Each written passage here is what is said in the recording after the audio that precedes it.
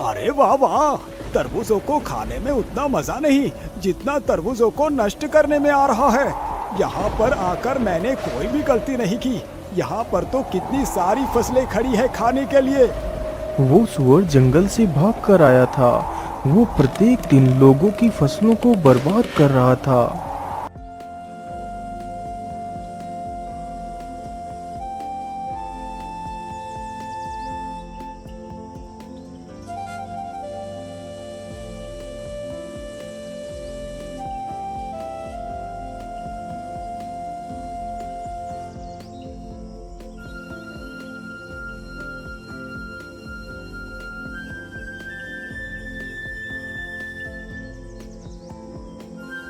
हे भगवान, ये क्या हो गया? मेरे खेत के तो सारे तरबूज उस दुष्ट सुअर ने बर्बाद कर दिए। अब मैं क्या करूंगा? अपना पेट कैसे पालूंगा? इन तरबूजों को बेचकर ही मैं अपना घर चला रहा था, परंतु उस दुष्ट ने मेरा सारा खेत बर्बाद कर दिया।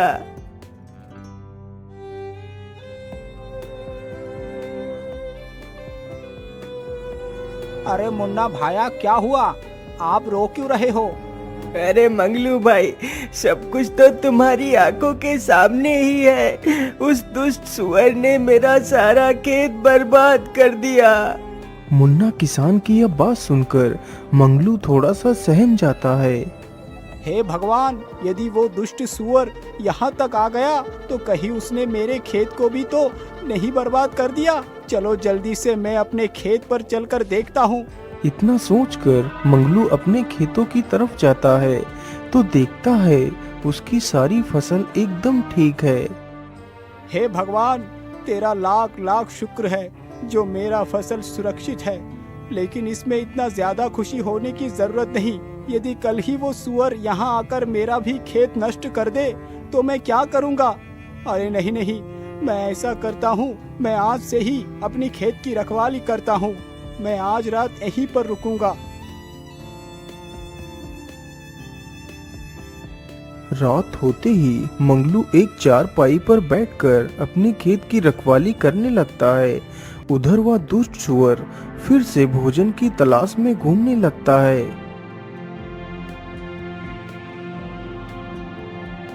इधर तो खाना दिखाई नहीं दे रहा। मैं ऐसा करता हूँ, उधर को ही चलता हूँ जहाँ कल ढेर सारे तरबूज खाए थे। इतना सोचकर सुअर उधर को ही चल देता है जिधर मुन्ना का खेत था। रास्ते में ही मंगलू का भी खेत पड़ता था जिसमें मंगलू ने खरबूजे बो रखे थे। अरे वाह, इधर से कितनी अच्छी खुशबू आ रही है। चलो इधर को ही चलता हूँ। वैसे भी कल तो मैंने तरबूज खाई ही थी, आज कोई नई चीज का स्वाद लेता हूँ। इतना सोचकर सुअर मंगलू के खेत की तरफ बढ़ता है। सामने से सुअर को आता देख मंगलू के पसीने छूट जाते हैं। अरे बाप रे बाप, इतना बड़ा सुअर! इसके दांत तो कितने पैने लग रहे हैं। ये तो कितना खतरनाक है। अरे हट हट, भाग जा, भाग दुष्ट सुअर, नहीं तो मैं तुझे मार डालूंगा। इतना बोलकर मंगलू डंडा लेकर सुअर की तरफ बढ़ता है, लेकिन सुअर मंगलू से बिल्कुल भी नहीं डरा। वहां से भागना तो दूर, सुअर और उल्टा मंगलू पर हमला करने के लिए आगे बढ़ता है और मंगलू को पूरे खेत में दौड़ाने लगता है। अरे अरे मूर्ख सुअर, तू यहाँ क्या कर रहा है? मेरे ही खरबूजे खाकर मुझ पर ही हमला कर रहा है। मुझे लगता है ये सुअर पागल हो गया है। अरे भागो!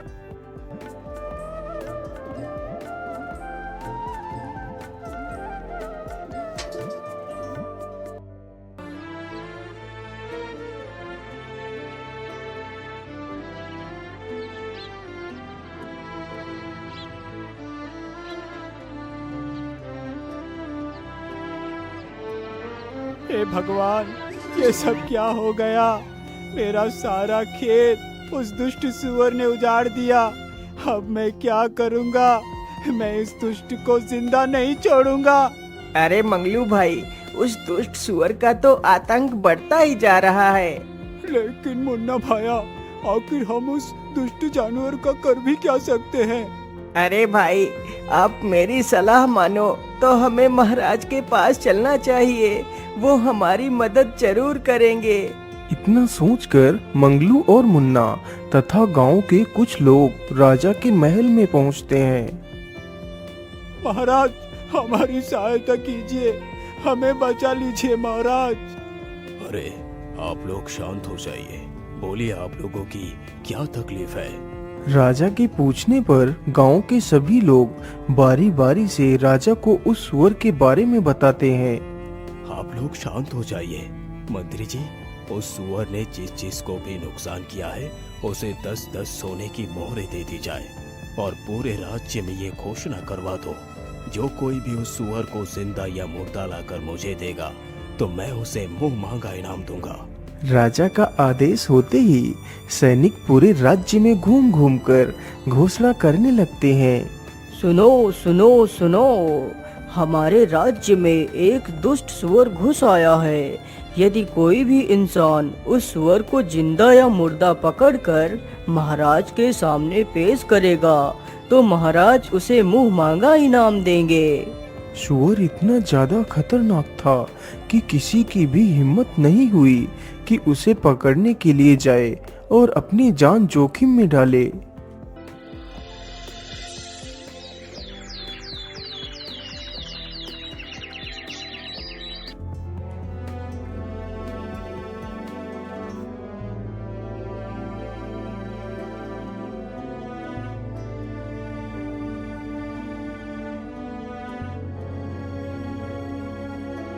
अरे मंत्री जी, क्या आपने राज्य में मेरी घोषणा नहीं सुनाई?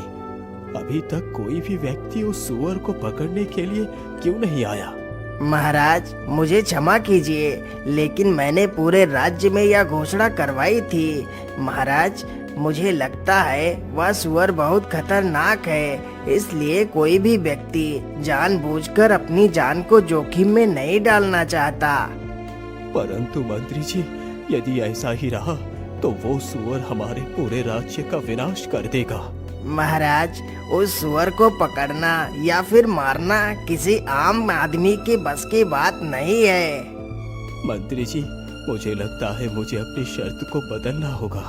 इसीलिए मंत्री जी, तुम जाओ और पूरे राज्य में ये घोषणा कर दो, यदि कोई भी मुझे उस सुअर को जिंदा या मुर्दा पकड़ कर देगा तो मैं उसे अपना आधा राज्य तथा अपनी राजकुमारी की विवाह भी उसी वीर के साथ करवा दूंगा। सुनो सुनो सुनो, राजा ने अपनी शर्त बदल दी है।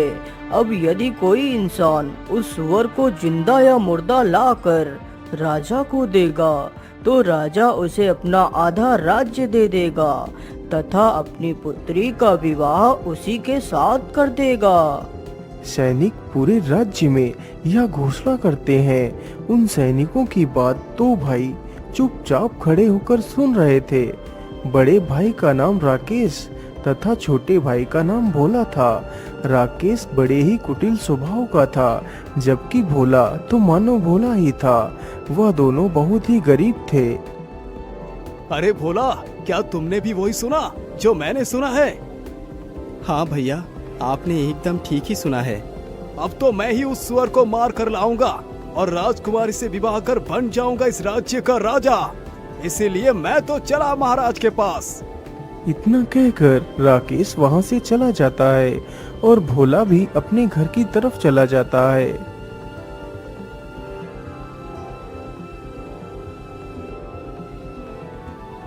महाराज, मैं लाऊंगा उस दुष्ट सुअर को मारकर। राजकुमारी से तो सिर्फ मैं ही विवाह करूंगा। आप विवाह की तैयारी कीजिए महाराज, मैं जल्द ही वापस आऊंगा। इतना बोलकर राकेश जंगलों की तरफ चला जाता है। उधर उसका छोटा भाई भोला अपने बीमार पिता को सारी बात बताता है। पिताजी, इसके अलावा हमारे पास और कोई दूसरा रास्ता नहीं। ऐसे तिल तिल मरने से अच्छा है कि कोई वीरता भरा कार्य करता हुआ मर जाऊं। पुत्र, तुम ऐसा क्यों बोल रहे हो? तुम अपने आप को ही क्यों कोसते रहते हो? पिताजी, और मैं क्या करूं? एक बेटा होने का मैं कोई भी फर्ज नहीं निभा पा रहा। यदि मैं आपका दवाई भी नहीं ला पा रहा तो मैं कैसा बेटा हूं पिताजी? भैया तो कुछ भी नहीं करते, दिन भर इधर उधर घूमते रहते हैं। मैं अकेला घर नहीं चला पा रहा पिताजी, मैं क्या करूं? पुत्र, तुम दुखी मत हो, भगवान पर भरोसा रखो, सब कुछ ठीक हो जाएगा। पिताजी, यदि सचमुच भगवान सब कुछ ठीक कर देंगे तो मैं भगवान के सहारे ही उस दुष्ट सुअर को पकड़ने के लिए जाऊंगा। यदि ईश्वर ने चाहा तो मैं जरूर अपने मकसद में कामयाब होऊंगा। ठीक है बेटा, यदि तुम्हारी यही इच्छा है तो तुम जा सकते हो। जाओ पुत्र, ईश्वर तुम्हारी सहायता अवश्य करेगा। ठीक है पिताजी, अब मैं चलता हूँ। इतना बोलकर भोला महल की तरफ चल पड़ता है और जल्दी ही महल में पहुंच जाता है। महाराज, मुझे आपकी शर्त मंजूर है। मैं लाऊंगा उस सुअर को। मुझे जाने की आज्ञा दी जाए महाराज। ठीक है पुत्र, तुम जा सकते हो। राजा की आज्ञा मिलते ही भोला एक तलवार लेकर जंगलों की तरफ निकल पड़ता है। उधर भोला का भाई राकेश पूरे जंगल में इधर उधर घूमता है, लेकिन उसे सुअर कहीं भी दिखाई नहीं देता। अरे बाप रे बाप, सुबह से घूमते घूमते तो मुझे दोपहर हो चुकी है, अभी तक मुझे वो सुअर दिखा ही नहीं दिया। इतना कहकर राकेश फिर आगे बढ़ता है और इधर उधर उस सुअर को ढूंढने लगता है। अरे राम राम राम, इतनी कड़कती धूप में मुझसे चला नहीं जा रहा। भाड़ में जाए वो सुअर, अब तो मैं इससे आगे और नहीं चल सकता। मैं ऐसा करता हूँ, इसी पेड़ के नीचे लेटकर थोड़ा सा आराम कर लेता हूँ। इतना कहकर राकेश उसी पेड़ के नीचे लेटकर सो जाता है। उधर भोला बेचारा कड़कती धूप में ही उस सुअर को ढूंढता है। अरे रुक जाओ बेटा, मेरी बात सुनो।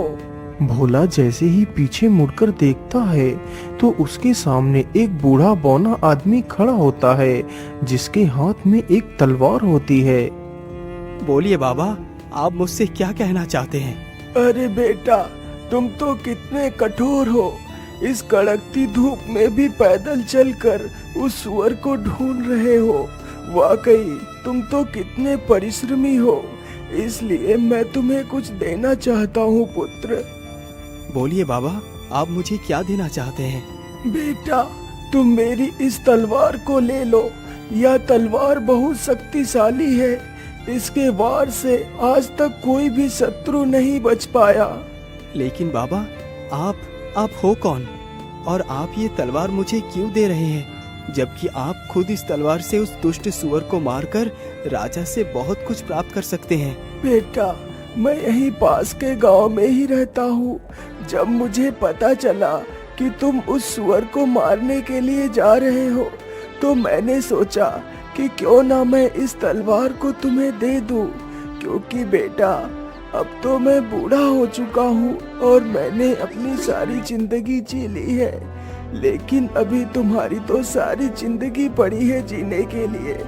इसलिए बेटा, मुझसे ज्यादा तुम्हें इस तलवार की जरूरत है, इसलिए तुम इस तलवार को रख लो। ठीक है बाबा, लाइए, मुझे अपनी तलवार दे दीजिए। अच्छा बाबा, अब मैं चलता हूँ। इतना कहकर भोला हाथ में तलवार लेकर जंगल में आगे बढ़ता है। भोला चलते चलते एक गुफा के पास पहुंचता है। अरे ये क्या, यहाँ पर तो किसी जानवर के पैर के निशान हैं। कहीं ये निशान उस सुअर के तो नहीं है? हाँ, जरूर ये निशान उस सुअर के ही है। चलो, मैं इस गुफा के भीतर चलकर देखता हूँ। इतना कहकर भोला गुफा के भीतर घुस जाता है। ये गुफा तो कितनी डरावनी है। आखिर वो सुअर कहाँ पर हो सकता है? अरे इधर से तो किसी की आवाज आ रही है, कहीं इस ओर ही तो वो सुअर नहीं है? इतना कहकर भोला उसी ओर चल पड़ता है जिस ओर से वह आवाज आ रही थी। कुछ दूर चलते ही भोला देखता है कि वह जंगली सुअर कुछ तरबूज और फलों को खा रहा है। अरे दुष्ट सुअर, तू गांव वालों को तकलीफ देकर आराम से यहाँ पर मस्ती कर रहा है।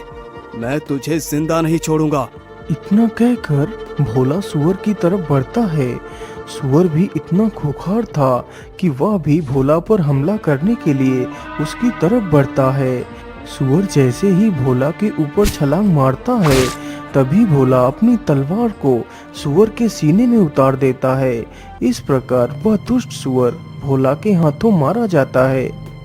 सुअर तो मर गया, चलो अब इसे अपने कंधों पर उठाकर ले चलता हूँ। इतना कहकर भोला उस सुअर को अपने कंधों पर लाद कर चल देता है।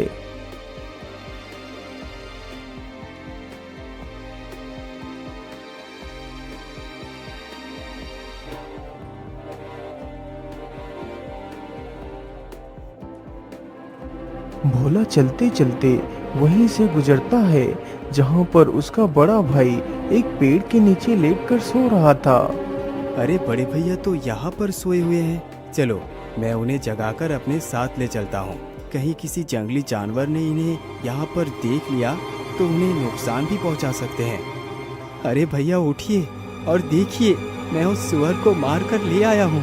भोला के इतना बोलते ही राकेश की आंखें खुल जाती हैं। भोला के कंधों पर उस सुअर की लाश को देखकर राकेश की तो आंखें फटी की फटी रह जाती हैं। अरे भोला, तुमने अकेले ही इस सुअर को मार दिया। तुम तो कितने वीर हो। भैया ये सारा कमाल इस तलवार का है।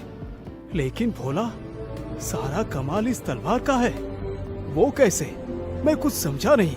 फिर भोला सारी कहानी अपने बड़े भाई को सुनाता है। ओ अच्छा, तो कमाल इस तलवार का है। मुझे कुछ भी करके इस सुअर को हथियाना होगा। यदि ये सुअर को लेकर राजा के पास पहुंच गया तो राजा का आधा राज्य तथा राजकुमारी इसकी हो जाएगी। अरे नहीं नहीं, मेरे जीते जी मैं ये कभी नहीं होने दूंगा। क्या हुआ भैया, आप कहाँ खो गए? अरे नहीं नहीं नहीं भाई, मैं ये सोच रहा था कि तुम इस सुअर का शिकार करके काफी ज्यादा थक गए होंगे। तुम ऐसा करो, इसी पेड़ के नीचे लेटकर थोड़ा सा आराम करो। मैं अभी तुम्हारे लिए कुछ फल लेकर आता हूँ। तुम थोड़ा सा कुछ खा लो, फिर हम घर चलेंगे। ठीक है भैया, जैसी आपकी इच्छा, मैं यहीं पर रुक जाता हूँ। इतना सुनकर राकेश जल्दी ही वहां से चला जाता है।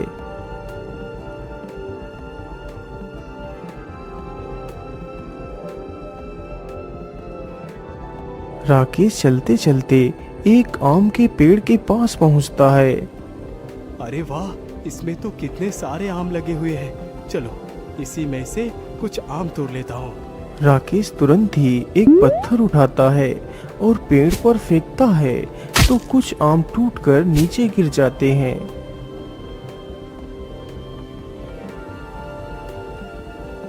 मैं ऐसा करता हूँ, इन आमों के ऊपर इन जहरीले पत्तियों का रस लगा देता हूँ। भोला जैसे ही आम खाएगा तो उसका काम तमाम हो जाएगा।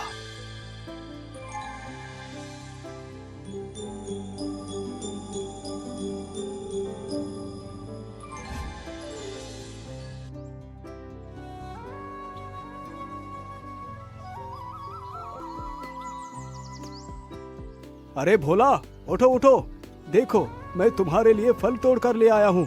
इतना सुनते ही भोला आंखें खोलकर देखता है तो उसके सामने कई सारे आम के फल रखे हुए होते हैं। तो भोला उसमें से एक आम का फल उठा लेता है। भैया आप भी खाइए ना, आप चुपचाप क्यों बैठे हैं? अरे नहीं नहीं भाई, मैं ये फल नहीं खा सकता। ये फल तो मैं सिर्फ तुम्हारे लिए लाया हूँ। मैं तो पेड़ के पास बैठकर ढेर सारे फल खाकर आया हूँ।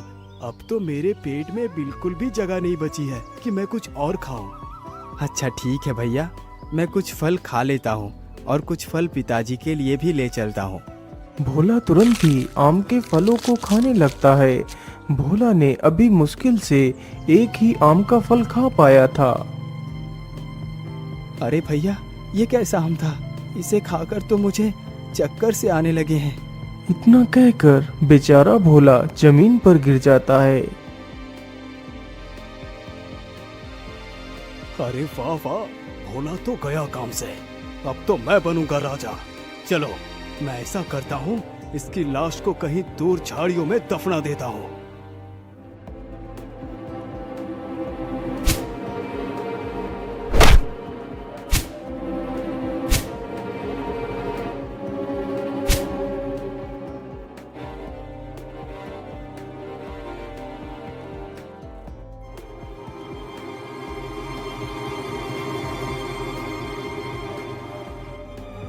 हाँ हाँ, अब तो गड्ढा लगभग खुद के तैयार हो चुका है। चलो अब भोला को इसी गड्ढे में दफना देता हूँ। राकेश तुरंत ही भोला का एक हाथ पकड़कर उसे खींचता हुआ गड्ढे के पास ले जाता है और उसे गड्ढे में गिरा देता है। फिर उसके ऊपर मिट्टी डालने लगता है। कुछ देर में ही राकेश ने भोला को मिट्टी से ढक दिया। राकेश जल्दी ही उस मृत सुअर को अपने कंधे पर रखता है और महल की तरफ चल देता है। राकेश चलते चलते जल्दी ही महल में पहुंच जाता है। राजा राकेश के कंधे पर लदे उस सुअर को देखकर आश्चर्य में पड़ जाता है। आखिर इसके जैसा मूर्ख और घमंडी इंसान मेरा दामाद बनेगा? यदि मैंने अपना राज्य इसके हाथों में सौंप दिया तो मेरे सारे राज्य का विनाश ये खुद ही कर देगा। अब क्या करूं? मैं अपने वचन से पीछे भी नहीं हट सकता। क्या हुआ महाराज, आप किस चिंता में डूब गए? आपने अभी भी विवाह की तैयारी नहीं की? अरे बेटा, मैं तुम्हारा विवाह अपनी पुत्री से अवश्य कराऊंगा, लेकिन अभी नहीं। पंडित जी ने बताया है अभी 7 दिनों तक मुहूर्त अच्छा नहीं है, इसीलिए हम तुम्हारा विवाह और अपना आधा राज्य इन 7 दिनों के बाद ही देंगे। ठीक है महाराज, मुझे इससे कोई भी आपत्ति नहीं। मैं 8वें दिन ही दूल्हा बनकर अपनी राजकुमारी तथा अपने आधे राज्य को लेने आऊंगा। इतना बोलकर राकेश वहां से वापस चला जाता है। बेटा राकेश, तुम्हारा भाई भोला अभी भी लौटकर क्यों नहीं आया? वो भी तो सुअर का शिकार करने के लिए गया था। अरे पिताजी, आप मेरा दिमाग क्यों खा रहे हैं? मुझे क्या पता भोला कहाँ गया? आप खुद ही चले जाइए और भोला को ढूंढ कर ले आइए। लेकिन बेटा, तुम तो अच्छी तरह जानते हो कि मैं उठ चल नहीं सकता। बेटा, तुम खुद जाकर देख आओ तुम्हारा भाई कहाँ है। पिताजी, मैं कहीं नहीं जाऊंगा। यदि वो वापस नहीं आया तो इसका मतलब उसे किसी जंगली जानवर ने खा लिया होगा। अरे नहीं नहीं बेटा, तुम ये कैसी बातें कर रहे हो? तुम इतने कठोर मत बनो। ये मत भूलो कि वो तुम्हारा ही भाई है। बेटा, बुरे वक्त में एक भाई ही दूसरे भाई का सहारा बनता है।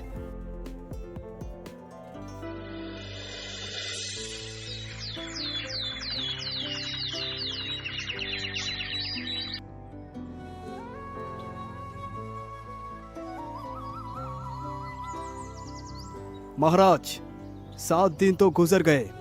आज तो शुभ मुहूर्त है। आप जल्दी से मेरा विवाह राजकुमारी से कर मुझे अपनी आधा संपत्ति दे दीजिए। हे भगवान, क्या मेरी पुत्री का भाग्य इसी दुष्ट के भाग्य से जोड़ दिया है? यदि ऐसी बात है प्रभु, तो मैं खुशी खुशी अपनी पुत्री का विवाह इसी के साथ करने के लिए तैयार हूँ। ठीक है, जरा बैठो। मैं अपने पूरे राज्य में अपनी बेटी के विवाह की घोषणा करवा दूं। मंत्री जी, जाइए और राजकुमारी के विवाह की घोषणा करवा दीजिए और कह दीजिए कि सभी लोग जल्दी से जल्दी राजकुमारी के विवाह में शामिल हो। सुनो सुनो सुनो, राजा की पुत्री का आज विवाह है, इसलिए सभी लोग राजा के महल में जल्दी से जल्दी पहुंच जाइए।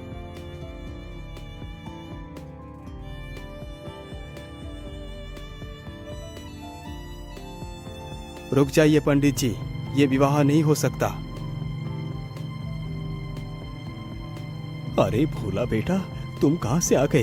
तुम तो मर गए थे।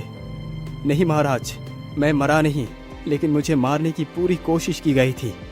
लेकिन भोला, तुम्हें किसने मारने की कोशिश की? बताओ मुझे। महाराज, मुझे मारने वाला कोई और नहीं बल्कि मेरे बड़े भैया ही है। लेकिन भोला, तुम इतने दिनों से थे कहाँ? फिर भोला अपनी सारी कहानी वहां पर खड़े सभी लोगों को सुनाने लगता है।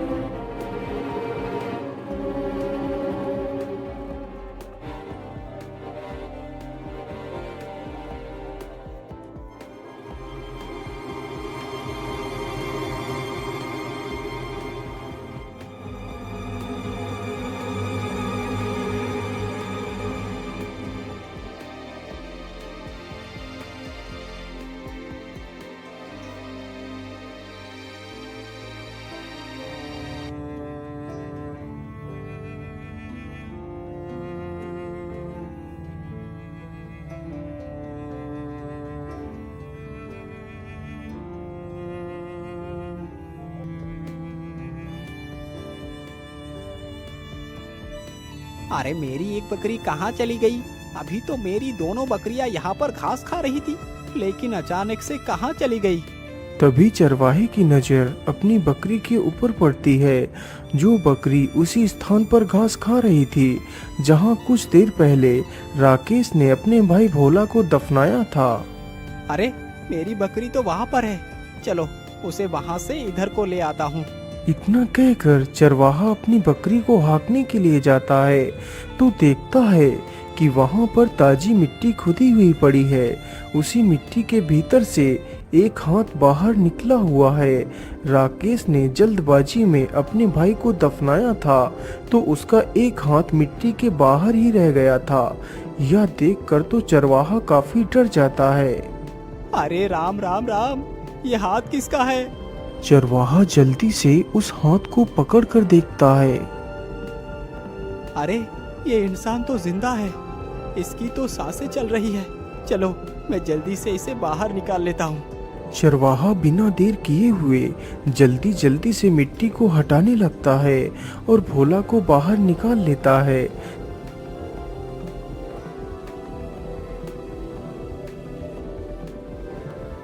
अरे भाग्यवान, तुम जरा इसका ध्यान रखना, मैं अभी वैद्य जी को बुलाकर ले आता हूँ। चरवाहा तुरंत ही वैद्य के घर जाता है। वैद्य जी, जल्दी से हमारे साथ चलिए।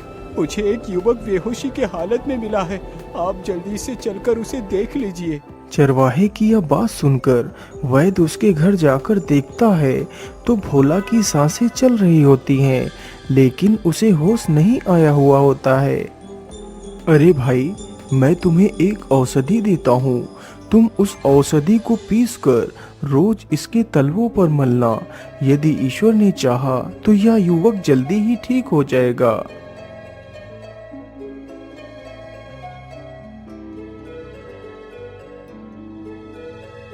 वह चरवाहा प्रत्येक दिन उस औषधि को भोला के तलवों पर मलता रहता है, शायद इसी उम्मीद में कि भोला को होश आ जाए।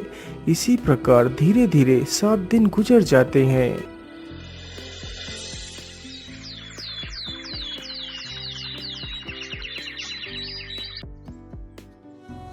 अरे भाग्यवान, तुम कहाँ हो? तुम कहाँ हो भाग्यवान? अरे क्या हुआ? आप इतना हाफ क्यों रहे हैं? बताइए क्या बात है? अरे भाग्यवान, आज राजा की पुत्री का विवाह है और जिसके साथ राजकुमारी का विवाह होने जा रहा है उसका नाम राकेश है। तुम जल्दी से तैयार हो जाओ, हमें अभी निकलना है। उन दोनों पति पत्नी की यह बातें जब भोला के कानों में पड़ती हैं तो उसे होश आ जाता है। अरे भाग्यवान, देखो इसे होश आ गया, हमारे मेहनत रंग लाई। भाग्यवान, तुम कौन हो युवक, और तुम्हारा क्या नाम है? फिर भोला अपनी सारी दास्तान उस चरवाहे को सुनाता है। तो इसका मतलब धन के लालच में आकर तुम्हारे भाई ने ही तुम्हें मारने की कोशिश की। अरे भाग्यवान, तुम सुनती हो, आज तक मैं यही कहता रहा कि काश मेरा भी कोई भाई होता, लेकिन भाग्यवान, क्या भाई ऐसे होते हैं जो जरा से पैसे के लालच में अपने ही भाई का गला घोट देते हैं? यदि भाई ऐसे होते हैं तो ठीक है भाग्यवान कि मेरा कोई भाई नहीं है, मैं तो बिना भाई के ही ठीक हूँ। शांत हो जाओ पुत्र, तुम्हारे दुष्ट भाई को इसकी सजा जरूर मिलेगी और राजकुमारी के साथ तुम्हारा ही विवाह होगा और तुम ही बनोगे इस राज्य के राजा। सिपाही, इस दुष्ट को लेकर जाओ और फांसी पर चढ़ा दो। भैया, मुझे माफ कर दो, मैं धन के लालच में आकर ये भूल चुका था कि तुम मेरे ही भाई हो। मैंने तुम्हें मारने के लिए कोई कसर नहीं छोड़ी। इसकी सजा तो मुझे मिलनी ही चाहिए, लेकिन मेरे भाई, हो सके तो मेरी भूल को क्षमा कर देना। यदि तुमने मुझे क्षमा नहीं किया तो मैं मरकर भी तड़पता रहूंगा। चलो सैनिकों, मैं आपके साथ चलने के लिए तैयार हूँ। रुक जाओ सैनिकों, छोड़ दो मेरे भाई को। अरे बेटा, तुम ये क्या कर रहे हो? तुम अपने कातिल पर रहम दिखा रहे हो। महाराज, मुझे क्षमा कर दीजिए। मैं मानता हूँ कि मेरे भाई ने जो भी किया है वो बहुत गलत था, लेकिन उसने अपनी गलती को स्वीकार लिया है। महाराज, जो गलती उसने की वो गलती मैं नहीं कर सकता। अपने आंखों के सामने ही अपने भाई को मरता हुआ भला कौन देख पाएगा। यदि मेरे साथ मेरे भाई ही नहीं रहा तो ये राज्य पाठ धन संपत्ति किस काम की। इसीलिए महाराज, मैं आपसे विनती करता हूँ कि आप मेरे भाई को क्षमा कर दीजिए, उसे बख्श दीजिए महाराज। भोला, तुम महान हो भोला। तुम मेरे आधे राज्य नहीं बल्कि तुम्हें पूरे संसार का राजा बना दिया जाए तो वो भी गलत नहीं होगा। तुम एक राजा बनने के योग्य हो, इसीलिए तुम्हें आज से ही अपने राज्य का राजा घोषित करता हूँ। फिर बड़े धूमधाम से भोला का विवाह राजकुमारी के साथ कर दिया जाता है और भोला को ही उस राज्य का राजा बना दिया जाता है।